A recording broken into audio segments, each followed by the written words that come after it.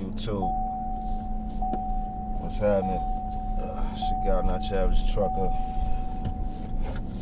coming to you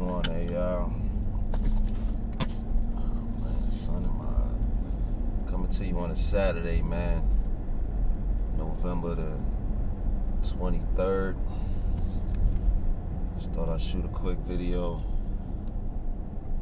recap of what I had going on the last couple days, man.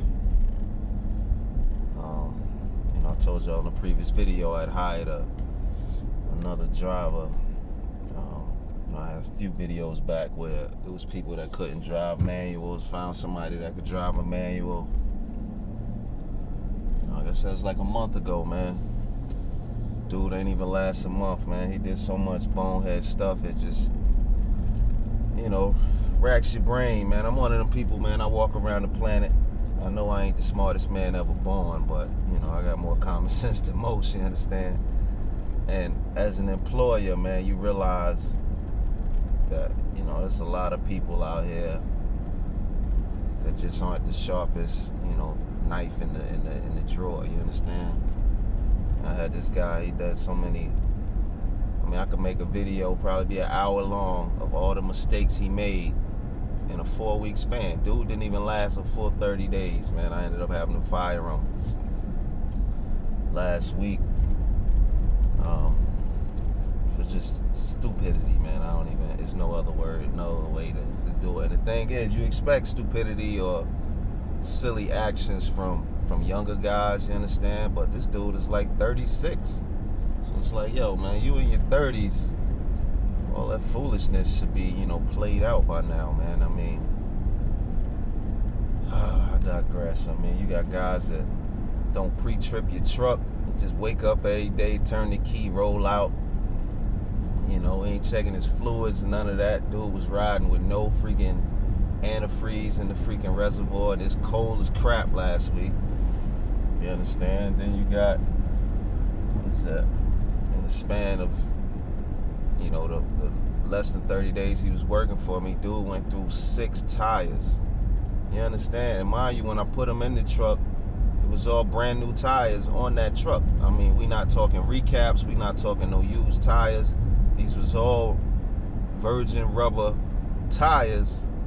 And this dude, I don't know if he was like heat seeking and just looking for curbs or riding, I don't know, man. But a lot of this stuff, like the last roadside guy that I sent out to him in Virginia, I'm talking to the guy on the phone. He's like, man, I don't know what kind of driver this is. That's what he's saying to me. And mind you, when he's calling me for payment, the roadside guy, he's standing right beside the driver, and he's telling me that it's driver error as to why, Anyway, this guy's silly, man. This dude, I was mad. I was telling my wife, I'm like, in the 4 weeks I've had him, he's cost me more money in tires and repairs for some, driver error. Like, it's not my truck is a hoopty and it broke down, you understand? Some driver error mess. I'm like, yo, the 4 weeks I had him, I didn't profit anything, you understand? Because it's like I done spent more money out on tires and repairs than I actually earned off him, you understand?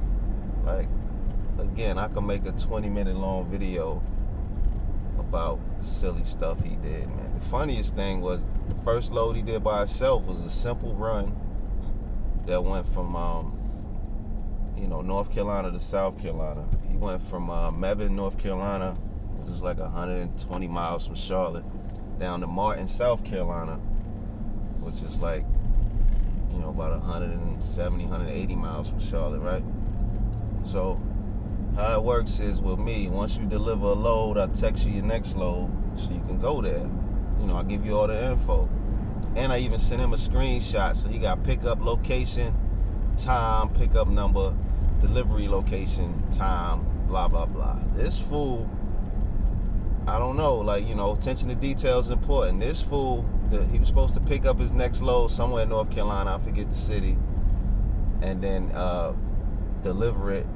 Somewhere in South Carolina does the pickup and deliver it back in North Carolina. This fool skips over the whole pickup line and, was heading back to North Carolina, right?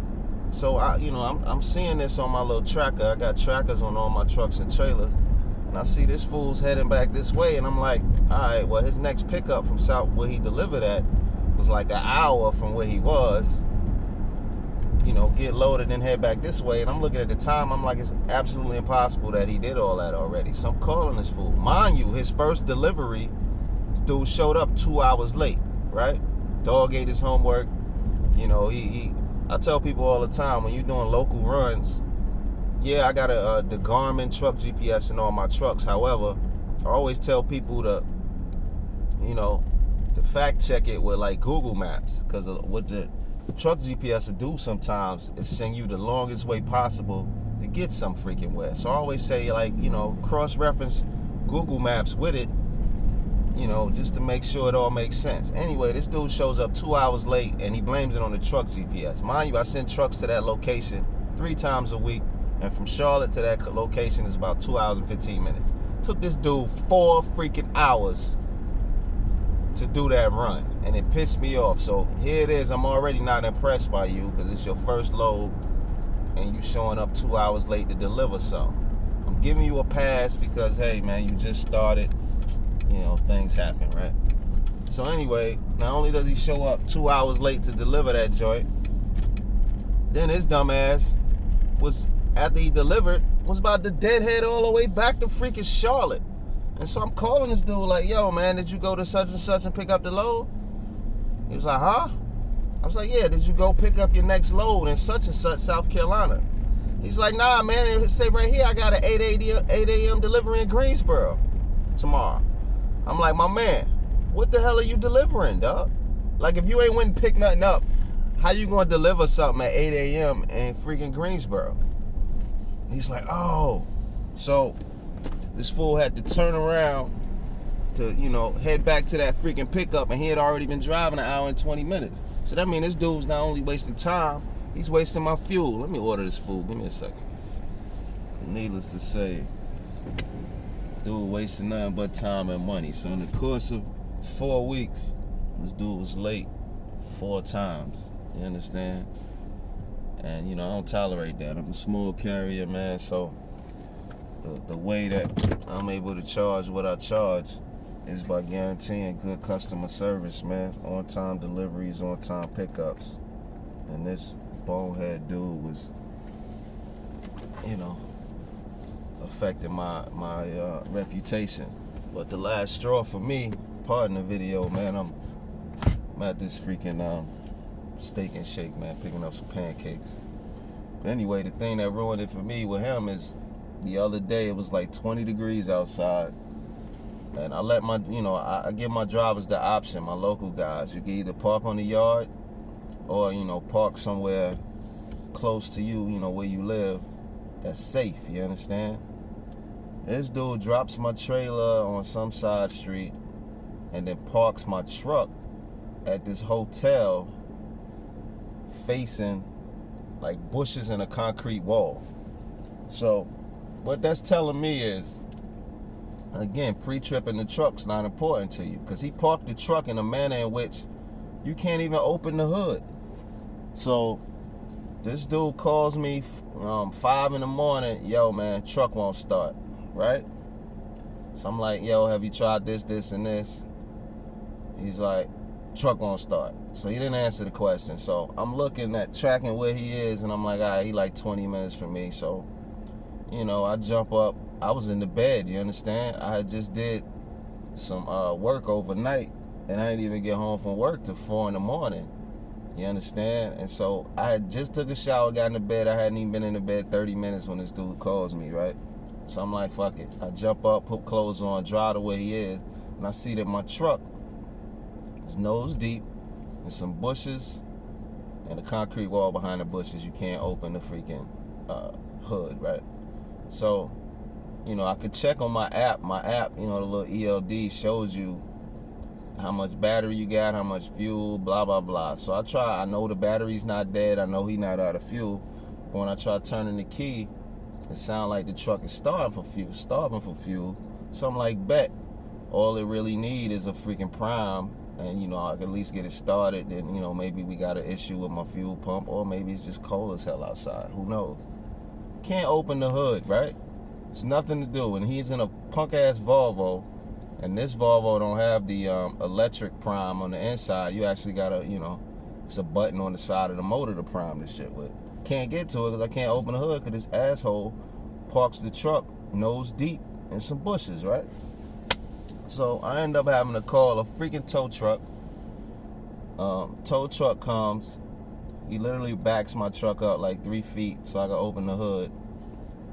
Prime the truck starts up like a champ, right? So I'm pissed off at this point because it's night and weekend hours. So instead of it being like a little $200 or something for this tow truck guy to come out, it was $600, you understand? So I'm mad about this. Like, this fool, I done had to pay $600 just because he parked, 36-year-old man parks a truck nose deep. When it's like, yo, I don't know what kind of people watch my videos, but I assume y'all have sense. Anybody with a semi-truck, you never want to park your semi-truck in a manner in which you can't open the hood. Because, at the very least, you want to be able to check your oil, check your antifreeze, all that before you even start your truck, right? But I know it's a lot of y'all out here that's lazy. Y'all just turn the key, whatever, man. Don't pre-trip your truck at all. I get it.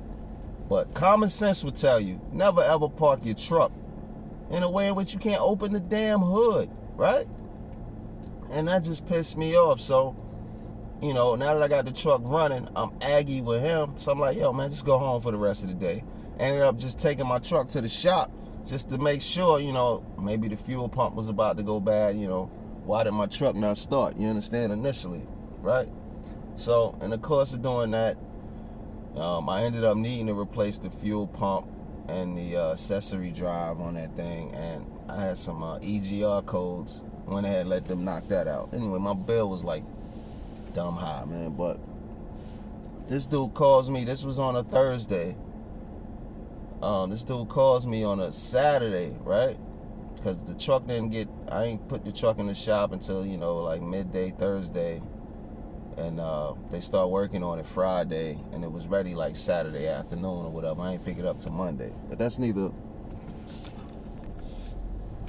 to say, this dude calls me on on Saturday, right? Mind you, all my guys are off weekends, you understand? Unless it's a special circumstance, I got people want to make some extra bread, blah, blah, blah. But he was off the weekend because his truck was in the shop. So I see his number on the phone. I don't even answer it, right? I'm like, why you calling me, fam? I'm already aggy with you, dog. So this dude texts me. Mind you, it's a Saturday. He just got a full check the day before. His check was like, after taxes, he was at like $1,100 or something, right? On Friday. This dude is hitting me on Saturday. I ain't answer, so then he, later in the day, he texts me, yo, man, can I get an advance on my check? And in my mind, I'm like, my man, you just got paid yesterday. One, what the hell, I'm from the street, man, so dude hitting me on a Saturday after payday asking me for advance, that's like some crackhead shit to me, right? But anyway, this dude is like, yo, can I get an advance? Again, I ain't responded to this dude. I'm already pissed. I had to pay $600 for a tow just because he was too stupid to realize that you don't park a truck in a manner in which you can't open the hood. You understand? So I don't respond. Next thing I know, it's 11 p.m. I got my 7-month-old daughter on my chest. We done fell asleep on the couch. And my phone making all this noise. This dude texting me 11 p.m. on a Saturday, asking me to borrow money. Like, I don't know how anybody do it out here. Yeah, I got my fuel card set up when drivers need little cash advances here and there, $100 a week or something. They can get off the fuel card when they pumping fuel, right? This dude is hitting me on a weekend, the day after he got paid, asking me to borrow money. That goes back to what I tell y'all in the previous video. That's the only thing sometimes about being a cool dude and having employees is sometimes the line is blurred. A lot of these dudes think we friends. Instead of, yo, you my employee, I don't view you as a friend. What's this damn TV? But that really pissed me off. So I respond to him like, dude, it's a Saturday night and you texting me about a cash advance or borrowing money. That's extremely unprofessional. Talk to me on Monday. This dude replies with this long-ass paragraph. Every other trucking company I work for let you get a cash advance, this, that, and the third. Mind you, he ain't been with me 30 days, so I don't have his fuel card set up to get cash advances off the card, because you got to know these people first, because somebody can get you for a cash advance and disappear, blah, blah, blah. But needless to say, this dude's telling me about what other trucking companies do and all this on a Saturday night. Again, sounds like a crackhead to me. Yeah, he passed the drug test, but it's like, you begging me for money all day on a damn Saturday? Like, who calls their boss or their employer on their day off late at night asking to borrow money? You understand? Like, some kind of issue going on, because at the end of the day, if you really needed money like that, you knew that on Friday, right? I mean, if it was to pay a bill or something, then you know that on Friday. Needless to say, that put me in a very, very bad space with this dude. And then he sends me this long, goofy-ass message. And that really, really, like, I wanted to put my clothes on and dry the way he at. Like, yo, you talking reckless like this, we can really see what it is. But I'm like, all right. So I said no. I just hit him back, no, nigga, don't message me no more, blah, blah, blah. Excuse my language. So, Monday comes. I done picked the truck up out the shop. I ain't heard from the dude, right? So I tell you all the time, I told him on Saturday what the deal was with the truck, and obviously you'd be working on Monday, right?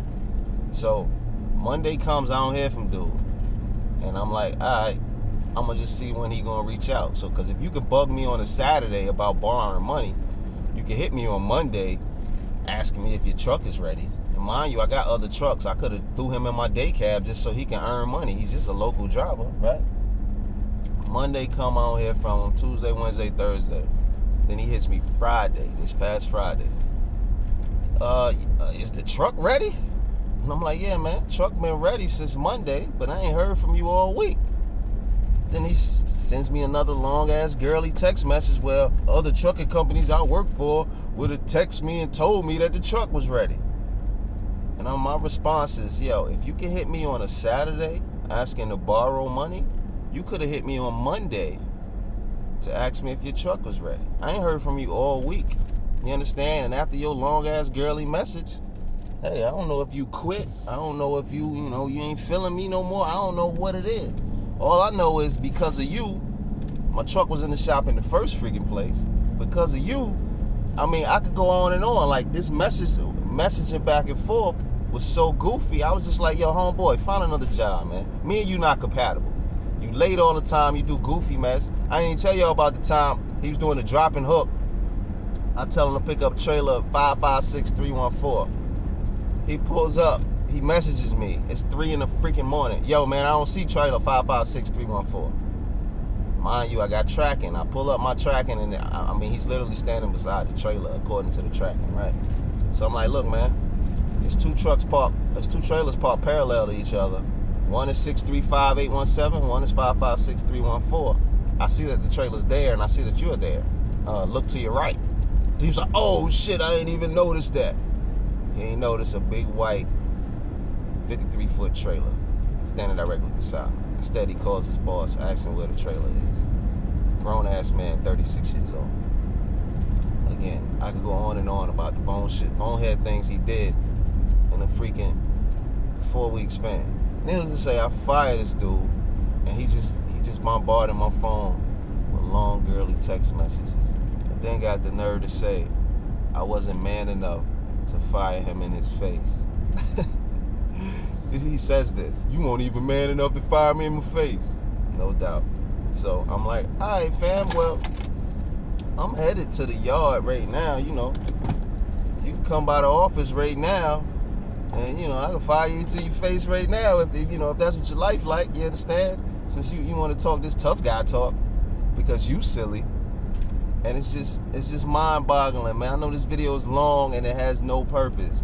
My point is, as an owner, sometimes I understand. I meet a lot of guys that just one truck. They have the authority and all that, and they just run in one truck because they like, yo, I don't want to deal with the foolishness of employees. And in the 12 years I've been in business, sometimes I agree, man. It's like I've come across some of the silliest human beings on earth that have been my employees. They were cool in the interview. They were cool in the test drive. But then as you get to know them, you realize, yo, you are not that bright. And sometimes that is a headache, man. But it's your guy, not your average trucker, man. Coming to you on a Saturday, November the 23rd, man. I hope all y'all out there is good, except for that goofball I just fired. I kind of want you to get hit by a city bus, you understand? But everybody out there, be easy.